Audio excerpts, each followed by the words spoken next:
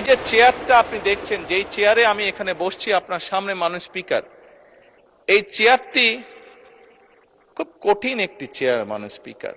এই চেয়ারটি দেখলে মনে হয় বসতে খুব আরাম, আসলে মাননীয় স্পিকার মোটেও আরামের না।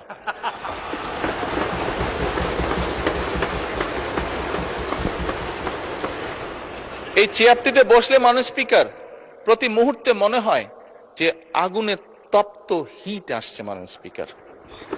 হাসার কিছু নেই, আমি যা ফিল করি আমি আপনাদেরকে তাই বলছি, মাননীয় স্পিকার এই চেয়ারের থেকে উঠে দাঁড়িয়ে আপনার সামনে বক্তব্যে আমি হয়তো অনেক পপুলার কথা বলতে পারতাম, যেটাতে আরো অনেক বেশি তালি হতো মাননীয় স্পিকার। কিন্তু এই চেয়ার আমাকে বলে যে আমি সবসময় পপুলার কথা বলতে পারি না, আমাকে সেটাই বলতে হবে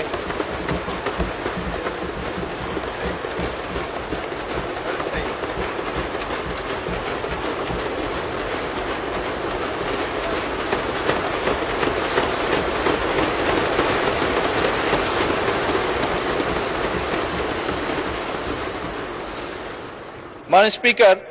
একজন রাজনীতিবিদ হিসাবে আমারও তো ইচ্ছা করে পপুলার কথা বলতে, যাতে জোরে জোরে তালি পায়, কিন্তু এই চেয়ার প্রতি মুহূর্তে আমাকে স্মরণ করিয়ে দেয়, no, you have to take the right decision, not the popular decision.